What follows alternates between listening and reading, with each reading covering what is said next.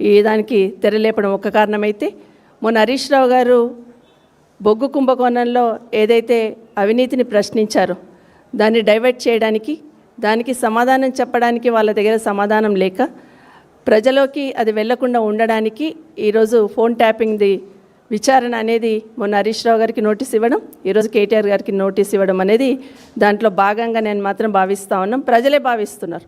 అంటే వాళ్ళ అవినీతిని కప్పిపుచ్చుకోవడానికి, దాన్ని డైవర్షన్ చేయడానికి మాత్రమే దీన్ని వాడుకున్నారనేది ఇప్పటికే ప్రజలే గమనిస్తూ ఉన్నారు.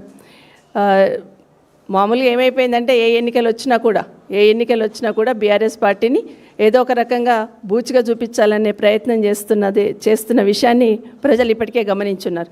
కాబట్టి ఈ మున్సిపల్ ఎలక్షన్లో కూడా లబ్ధి పొందాలంటే ఏదో ఒకటి చేయాలి కదా అనే ఆలోచనతో సిట్ని ఒక శిఖండిలాగా వాడుకుంటున్న విషయాన్ని ప్రజలు గమనిస్తూ ఉన్నారు.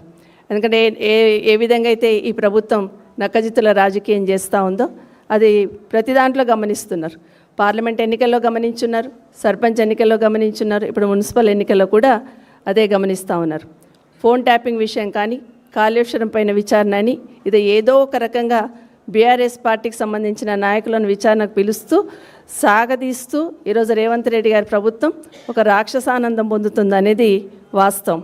ఎందుకంటే 2 రోజుల కిందట హరీష్ రావు గారికి మళ్ళీ ఇప్పుడు ఇచ్చారంటేనే దాంట్లో ఒక రకమైన కక్ష సాధింపు అనేది స్పష్టంగా కనిపిస్తూ ఉంది. కాంగ్రెస్ పార్టీకి సంబంధించిన వాళ్ళ నాయకురాలు సోనియా గాంధీ గారికి రాహుల్ గాంధీ గారికి నేషనల్ హెరాల్డ్ విషయంలో నోటీసులు ఇస్తే గల్లీ నుండి ఢిల్లీ దాకా హంగామా చేశారు. అది కక్ష సాధింపు అన్నారు, వేధింపు అన్నారు. మరి ఇప్పుడు మీరు చేస్తున్నది ఏంటి?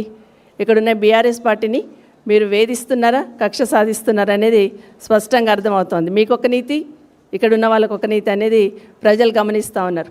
సోనియా గాంధీ గారి మీద రాహుల్ గాంధీ గారికి నోటీసులు ఇస్తేనేమో వేధింపు, కక్ష సాధింపు. అదే పని మీరు ఇక్కడ చేస్తేనేమో అది విచారణలో భాగంగానే కక్ష సాధింపు కాదా? ఒకసారి ఆలోచించమని కోరుతా ఉన్నాను. ఇదే కాకుండా రాష్ట్రంలో ఎవరిని అడిగినా చెప్తారు ఏం జరుగుతుంది ఇక్కడ అంటే, ప్రజల ఓట్లతో గెలిచి ప్రజల పాలన అందిస్తామని అధికారంలోకి వచ్చి ప్రజాపాలన అని పేరుతో వచ్చిన మీరు కాంగ్రెస్ పార్టీ వాళ్ళు ఈరోజు బీఆర్ఎస్ పార్టీని వేధించడానికి మాత్రమే పనిచేస్తుందనేది స్పష్టంగా అర్థమవుతుంది. ఇది ప్రజాపాలన కాదు, ప్రతీకార పాలనలాగా సాగుతుందనేది ప్రజలు ఇప్పటికే అర్థం చేసుకున్నారు. 2 సంవత్సరాలను ఒక్కసారి వెనక్కి తిరిగి చూస్తే ఏం చేసింది ప్రభుత్వం అని ఆలోచిస్తుంటే విచారణల పేరుతో కాలయాపన చేస్తున్నారు. కాళేశ్వరం అన్నారు. కేసీఆర్ గారిని ఎట్టి పరిస్థితులలో వారిని దిగజార్చాలి, వారి పేరుని తక్కువ చేయాలి, వారి స్థాయిని తగ్గించాలన్న ఆలోచనతో కాళేశ్వరం లాంటి ప్రాజెక్ట్ని, ఎందుకంటే ప్రపంచంలోనే అతి ఎత్తైన లిఫ్ట్ ఇరిగేషన్ అలాంటి ప్రాజెక్ట్ని అదేదో కూలిపోయిందని చూపించాలనే శతవిధాల ప్రయత్నం చేసి దానివల్ల రైతులకు ఎంత నష్టమవుతుందన్న ఆలోచన ఈ ప్రభుత్వం చేయలేదు. కానీ దాని పేరుతో కేసీఆర్ గారిని ఏ విధంగా చిన్నతనం చేస్తాము, కేసీఆర్ గారిని ఏ విధంగా అవమానం చేస్తాము, కేసీఆర్ గారిని ఏ విధంగా విచారణకు రప్పిస్తామనే ఆనందాన్ని, రాక్షసానందాన్ని దాంట్లో పొందున్నారు ఈ ప్రభుత్వంలో ఉన్న పెద్దలు. అట్లాగే ఫార్ములా ఈ కార్ రేస్, దానివల్ల ఏమైంది రాష్ట్రానికి? ఈ కార్ రేసింగ్ పెట్టినప్పుడు మన రాష్ట్రానికి చాలా గొప్పగా భావించున్నాం. చాలామంది పెట్టుబడులు పెట్టడానికి రావడం జరిగింది ఇక్కడ. కానీ దాన్ని కూడా బూచిగా చూపించి కేటీఆర్ గారిని అక్కడ ఎంక్వైరీ పిలిచిన విషయాన్ని ప్రజలు గమనించున్నారు. అది ఒక మంచి పని చేసినా కూడా అక్కడ కూడా వేలెత్తి చూపించి ఏదో దోషిగా చూపించే ప్రయత్నం చేస్తున్నారు. విద్యుత్ పైన ఏం జరిగింది రాష్ట్రంలో? 24 గంటల పవర్ తీసుకురావడానికి కేసీఆర్ గారు ఒక యజ్ఞంలాగా చేసి 7 గంటలు ఉన్న పవర్ని 24 గంటలు ఈరోజు ఒక క్షణం కూడా పోకుండా పవర్ని చేస్తున్నారంటే దాని వెనకాల ఎంతో కృషి చేస్తే దాంట్లో కూడా అవినీతిని వెలికి తీయాలనే ప్రయత్నం, శతవిధాల ప్రయత్నం చేసిండ్రు అనేది ఇప్పటికే ప్రజలందరికీ కూడా అర్థమైపోయింది. చివరికి ఔటర్ రింగ్ రోడ్ పైన కూడా ఏదో అవినీతి జరిగిందనే బూచిని చూపించే ప్రయత్నం చేస్తున్నారు. ఇవన్నీ కూడా ప్రజలకు విడమర్చి చెప్పి ఏదో ఒక రకంగా చేయాలి, కేసీఆర్ గారు నిశాన లేకుండా చేయాలనే ఆలోచనతో మీరు చేస్తున్న ప్రయత్నము ప్రజలందరూ ఇప్పటికే గమనించున్నారు. ఇదంతా కూడా వాళ్ళు పాలన చేయడం చేతగాక గత ప్రభుత్వంలో కేసీఆర్ గారి మీద, కేటీఆర్ గారి మీద, హరీష్ రావు గారి మీద నిందమోపే ప్రయత్నం చేస్తుందనేది ప్రజలు ఇప్పటికే గమనించున్నారు. అన్నిటికన్నా ముఖ్యంగా 2 సంవత్సరాల నుండి ఈ రాష్ట్రంలో జరుగుతున్న తతంగం అంతా, ఒకటి మూసీ బ్యూటిఫికేషన్ అన్నారు, దాంట్లో జరుగుతున్న అవినీతి ఏంటనేది మా నాయకులు వెలికి తీసి బయటికి చెప్పున్నారు. అదేవిధంగా హిల్ట్ పాలసీ తీసుకొచ్చారు, దానివల్ల ఆ భూములతో ఎంత అవినీతి జరుగుతుంది, పరిశ్రమలు ఏ విధంగా తరలిపోతాయి అనేది గట్టిగా ప్రజలకు వివరించి చెప్పే ప్రయత్నం చేశారు. గచ్చిబౌలి భూములు తీసుకున్నారు. దానివల్ల ఆ యూనివర్సిటీకి ఎంత నష్టం జరుగుతుంది, దాన్ని కాపాడుకోవాలని గొంతెత్తింది బీఆర్ఎస్ పార్టీ.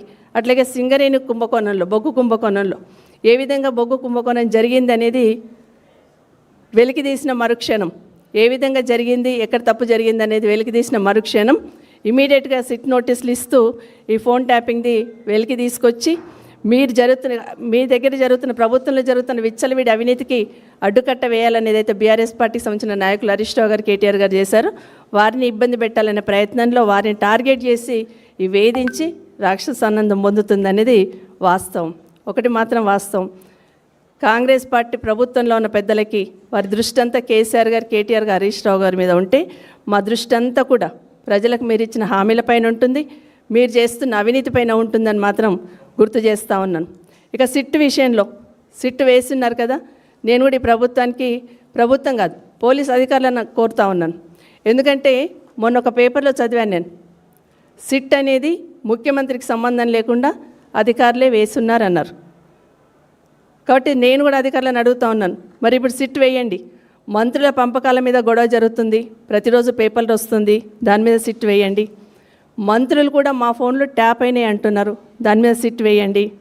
పారిశ్రామికవేత్తలను గన్ను పెట్టి బెదిరిస్తున్నారు, దాని మీద కూడా సిట్ వేయండి. ఈ ప్రభుత్వం వచ్చిన తర్వాత పేదల భూములను విచ్చలవిడిగా లాగేసుకుంటున్నారు, దాని మీద కూడా సిట్ వేయండి. ఎందుకంటే మీకు ముఖ్యమంత్రి గారి పర్మిషన్ అక్కర్లేదు కదా. నిన్నగాక మొన్న ఒక పేపర్లో చదివాను, సిట్ వేస్తున్నారు, ముఖ్యమంత్రి గారు నోటీసులో లేకుండానే సిట్ వేశారు అధికారులు అని చెప్పినారు. కాబట్టి మీరు కూడా సిట్ వేయండి అని కోరుతా ఉన్నాను. ఇదే కాకుండా ఈరోజు ఫోన్ ట్యాపింగ్ మీద ఇంత గోల చేసి హంగామా చేస్తూ ఉన్నారు. అసలు ఫోన్ ట్యాపింగ్ అనేది గతంలో ఉందా లేదా? కేసీఆర్ గారు వచ్చిన తర్వాతనే ఫోన్ ట్యాపింగ్ విషయం వచ్చిందా? ఇది తప్పకుండా చెప్పాలి. మరి గౌరవ ముఖ్యమంత్రి గారిని కూడా నేరుగా అడుగుతా ఉన్నా, మరి ఇప్పుడు ఫోన్ ట్యాపింగ్ జరుగుతుందా, జరుగుతలేదా? అసలు ఫోన్ ట్యాపింగ్ ఎందుకు చేస్తున్నారు, ఎందుకు చేస్తారు? అసలు పోలీస్ డిపార్ట్మెంట్లో ఒక వింగ్ సైలెంట్గా పనిచేస్తూ ఉంటుంది. దేశ భద్రత కోసం కానీ, రాష్ట్ర భద్రత కోసం కానీ ఆ వింగ్ సైలెంట్ పనిచేస్తుంది. మీరు దీని మీద ఇంత పబ్లిసిటీ చేశారు కదా, రేపు రాష్ట్రానికి ఏమైనా హాని తలపెట్టాలన్న ఏ ఉగ్రవాదులైనా కూడా రేపు ఫోన్లో మాట్లాడుకుంటారా? ఈ రాష్ట్రంలో ఫోన్ ట్యాపింగ్ ఉంటుంది అని ఫోన్లో మాట్లాడుకోవడానికి అవకాశం ఉంటుందా? ఇది ఎవరికి నష్టం చేస్తుంది అనేది ఒకటి గుర్తుపెట్టుకోవాలి. ఇంకొక మాట మీరు చెప్తా ఉన్నారు, ఈరోజు హరీష్ రావు గారికో కేటీఆర్ గారికో ఫోన్ ట్యాపింగ్లో సంబంధం ఉంది అంటున్నారు. అసలు సిట్ వేస్తేనే, ఈ రాష్ట్రంలో సిట్ వేస్తేనే ముఖ్యమంత్రి గారి నోటీసులో లేదని చెప్తున్నా మీరు. మరి ఫోన్ ట్యాపింగ్ అనేది మంత్రుల వరకు వస్తుందా? మంత్రులు ఆదేశిస్తే ఫోన్ ట్యాపింగ్ జరుగుతుంది అనేది దయచేసి గమనించమని కోరుతా ఉన్నాను. అసలు ఆ డిపార్ట్మెంట్లో ఒక వింగ్ సైలెంట్గా పనిచేస్తూ ఉంటుంది. రాష్ట్ర భద్రత కానీ ప్రజల భద్రత కోసం సైలెంట్గా పనిచేసే వింగ్ని ఈరోజు మీరు బహాపట్టంగా చెప్పేసి దానివల్ల నష్టం జరిగేటట్టు చేస్తున్న అనేది వాస్తవం. ఇప్పటికీ అడుగుతా ఉన్నాను, అసలు ఫోన్ ట్యాపింగ్ ఈ రాష్ట్రంలో మరి మీరు చేస్తున్నారా లేదా? ఫోన్ ట్యాపింగ్ జరుగుతుందా లేదా? ప్రజలను, రాష్ట్రాన్ని దృష్టిలో పెట్టుకొని ఆ వింగ్ పనిచేయాలి. పనిచేస్తుందా? ఆ వింగ్ను క్లోజ్ చేశారు, అది చెప్పాల్సిన అవసరం ఉంది. ఎందుకంటే ఏదీ లేదు కాబట్టి ఏదో ఒక రకంగా బీఆర్ఎస్ పార్టీ నాయకులను టార్గెట్ చేయాలనే ప్రయత్నంలో భాగంగానే మీరు ఈరోజు ఈ సిట్ వేసి ఫోన్ ట్యాపింగ్ దాన్ని ఎంక్వైరీ చేస్తున్న విషయాన్ని ప్రజలు ఇప్పటికే గమనించున్నారు. మీరు ఎన్ని రకాలుగా భయపెట్టాలని ప్రయత్నం చేసిన, ఎన్ని రకాలుగా టార్గెట్ చేయాలని చేసిన ప్రయత్నం చేసిన బీఆర్ఎస్ పార్టీకి సంబంధించిన నాయకులు ప్రజల కోసమే పోరాటం చేస్తారు, ప్రజల కోసమే ప్రశ్నిస్తారు. తెలంగాణ రాష్ట్రానికి నష్టం జరిగితే ఎట్టి పరిస్థితుల్లో రాజీ పడరు అనేది ఇప్పటికీ తెలంగాణ రాష్ట్ర ప్రజలందరూ కూడా స్పష్టంగా తెలుసు. మీరు ఎన్ని రకాల ఇబ్బందులు పెట్టాలని ప్రయత్నం చేసినా ప్రజల పక్షాన మీరు ఇచ్చిన 6 గ్యారెంటీలు, మీరు చెప్పిన 420 హామీలు అమలయ్యేంత వరకు ప్రశ్నిస్తూ